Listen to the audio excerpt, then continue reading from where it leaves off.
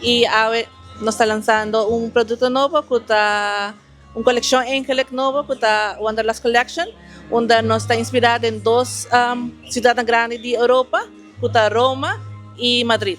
Donde Roma nos tiene sabor que está tiramisú y Madrid nos tiene sabor que está churros. Cada quanto tempo está bem com sabor na novo? Häagen-Dazs está sacando sabor, innovación en tour año pasado nos saca lo que está macarrón que está inspirado de París y ahora aquí nos tiene sacando dos. Ou invitação na comunidade de Aruba? Sim, me invita a toda a comunidade de Aruba para puro produto.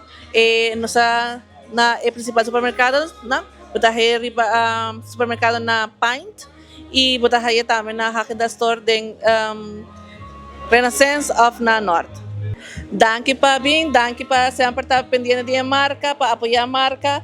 A Häagen-Dazs sempre está na Aruba e está dando nos consumidores com a novo, com a inovativo e seguro qualidade extraordinário.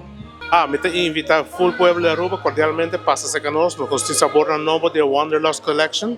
Me trabalha top nível de supermarkets e outro lugar, retail. Nós temos aqui, passa a dar como dessert, shake of creation, churros de Madrid e também tiramisu de Rome. Conta-nos o que o Turbo Santo oferece na comunidade. Aqui nós oferecemos tudo sorte de coisas, criação, que tem a ver com ice cream de Häagen-Dazs, nós temos crepes, waffles, shakes, outra bebida, alguma bebida com álcool, e como 23 sabores, que está mais rápido que nós ever todo tem.